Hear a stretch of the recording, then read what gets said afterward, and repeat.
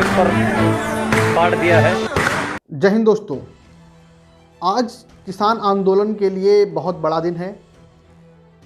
आज 40वां दिन है।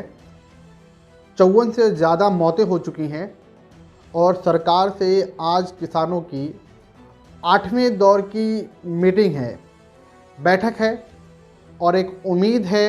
दिल्ली में बारिश के बाद पिछले 2 दिनों से कड़ाके की ठंड पड़ रही है। एक उम्मीद है कि सरकार एक नर्म रुख अपनाते हुए कुछ हल किसानों को देगी और यह आंदोलन खत्म होगा। लेकिन उससे पहले जब 30 दिसंबर को सरकार और किसानों के बीच 7वें दौर की बातचीत हुई तो वहाँ से बहुत सारी चीज़ें हमें देखने को इस तरीके की मिली कि सरकार कहीं ना कहीं दबाव में है और जो उसका रवैया है, जो कड़ा रुख वो पहले दिन से अपनाए हुए थी, उसमें कहीं ना कहीं नरमी आई है। जिस तरीके से कृषि मंत्री नरेंद्र सिंह तोमर ने 30 तारीख को बैठक के बाद कहा, तो 2 मुख्य मांगे जो किसानों की थी, एक बिजली बिल को लेकर और दूसरा पराली जलाने को लेकर जो दंडात्मक या जो फाइन वाली बात थी, उसको कहा कि सरकार इसको वापस लेने के लिए विचार कर सकती है, उसके लिए सहमत हुई।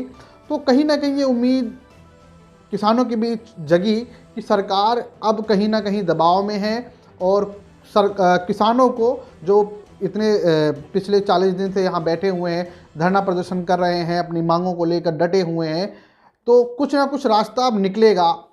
तो आज जो 4 जनवरी का दिन है, ये बहुत ही महत्वपूर्ण दिन है किसान आंदोलन के लिए। आज का दिन महत्वपूर्ण इसलिए भी है कि आज किसानों की जो 2 मुख्य मांगे हैं, एक एमएसपी की गारंटी को लेकर और दूसरा जो मंडी सिस्टम है उसको लेकर, उसके ऊपर बातचीत होनी है। जो 3 कृषि कानून सरकार लेके आई है और किसानों की पहले दिन से ही मांग है कि जो तीनों कृषि कानून है इसको वापस लिया जाना चाहिए। इसलिए ये मीटिंग बहुत ज़्यादा अहम हो जाती है कि आज बैठक के बाद क्या चीज़ें साफ होती हैं, सरकार क्या फैसला करती है, किसान कितने संतुष्ट होते हैं, किसानों को क्या मिलता है। हालांकि किसानों ने इस मीटिंग से पहले ही आगे की जो रणनीति है, अपने जो प्लान है, वो सारी चीज़ें उन्होंने बता दी हैं। उन्होंने क्लियर कर दिया है कि अगर सरकार से बातचीत सफल नहीं होती है तो किसानों का यह आंदोलन आगे और ज़्यादा उग्र और तेज होगा। जिस तरीके से शनिवार को प्रेस कॉन्फ्रेंस करके किसान संगठनों ने अपने पूरे शेड्यूल का एक तरीके से ऐलान किया कि अगर 26 जनवरी तक इस मतलब सरकार किसानों की मांगों को नहीं मानती है तो 26 जनवरी को किसान दिल्ली की सड़कों पर ट्रैक्टर परेड निकालेंगे। किसानों ने पहले ही चेतावनी दे रखी है कि 4 तारीख की बैठक असफल होने की स्थिति में 6 तारीख को किसान जीटी करनाल रोड पर जो चंडीगढ़ दिल्ली हाईवे है उसके ऊपर ट्रैक्टर परेड करेंगे, ट्रैक्टर रैली निकालेंगे। उसके अलावा देश के अलग अलग हिस्सों से बहुत सारी जगहों से खबरें हैं कि किसान ट्रैक्टर लेकर दिल्ली की तरफ कूच करना चाह रहे हैं। तो अगर ये स्थिति पैदा होती है कि सरकार और किसान किसी एक ठोस नतीजे पे नहीं पहुंचते हैं, मतलब कि किसानों को जो वो चाह रहे हैं उनकी बातों को सरकार अगर नहीं मानती है, तो कहीं ना कहीं आने वाले समय में जो किसान आंदोलन है वो कहीं ना कहीं एक तेज़ी अख्तियार करेगा। अगर हम किसानों की आज की बैठक असफल हो जाने की स्थिति में जो किसानों ने शेड्यूल जारी किया है, अगर हम उसकी बात करें तो 6 जनवरी को किसान जागृति पखवाड़ा मनाएंगे। देश भर में किसान 6 जनवरी को जागृति पखवाड़ा मनाएंगे। इसके बाद 13 जनवरी को लोहड़ी का त्यौहार है। उस दिन किसान संकल्प दिवस के रूप में मनाएंगे और जो तीनों कानून सरकार लेकर आई है उसको कहीं ना कहीं जलाया जाएगा और इन कानूनों के दहन के माध्यम से एक तरीके से अपना एक रोष व्यक्त करेंगे किसान। इसके अलावा 18 तारीख को महिला किसान दिवस के रूप में किसान मनाएंगे और 23 जनवरी बहुत अहम दिन है, नेताजी सुभाष चंद्र बोस का जन्मदिन है। उस दिन किसान आज़ाद हिंद किसान ट्रैक्टर रैली निकालेंगे और देश भर में जितने भी राजभवन है जहाँ पे अलग अलग राज्यों के जो राज्यपाल रहते हैं उनका घेराव किया जाएगा। इस कानून के खिलाफ राजभवन को घेर कर विरोध प्रदर्शन किया जाएगा। और 26 जनवरी गणतंत्र दिवस है, दिल्ली में 26 जनवरी को परेड होती है।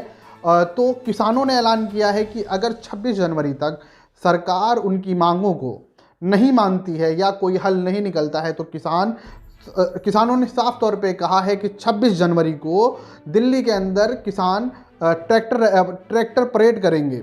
जबकि ऐसा नहीं है कि सरकार बात नहीं मान सकती या ऐसी उम्मीद नहीं है कि सरकार किसानों की बात नहीं सुनेगी।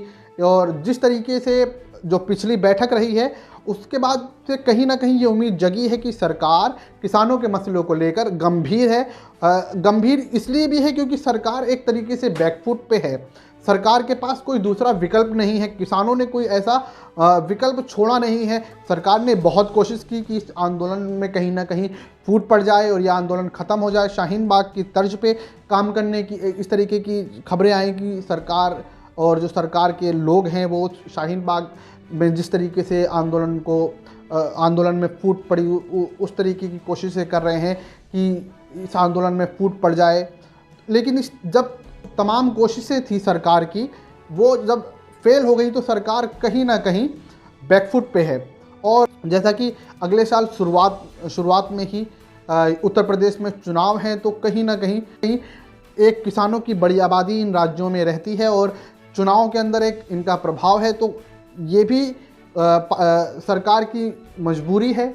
और ये उम्मीद की जा रही है कि जो आज मीटिंग हो रही है सरकार एमएसपी और जो मंडियों का जो मामला है उसको लेकर कहीं ना कहीं ये आश्वासन दे सकती है कि जो अनाज मंडी जो प्राइवेट कंपनियां मंडियों से अनाज लेंगी वो एमएसपी से कम रेट पर अनाज नहीं खरीद पाएंगी।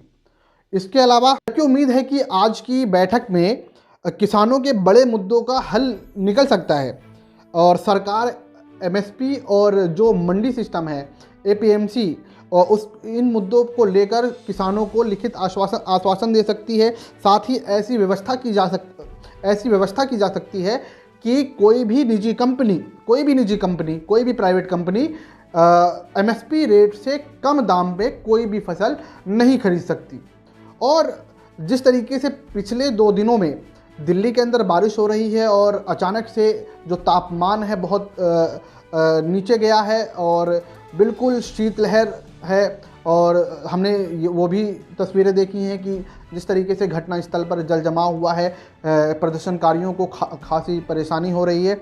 और जो परिवार अपने घरों से दूर अपने घरों से दूर, अपने लोगों से दूर, अपने परिवार से दूर यहाँ पर सीमाओं पर, दिल्ली की सीमाओं पर बैठे हुए हैं तो उनके वो भी अपने हैं, वो भी हमारे ही लोग हैं। तो सरकार के ऊपर दबाव है कि किसी भी तरीके से उनको मनाया जाए और ये जो आंदोलन है ये और लंबा ना खिंचे।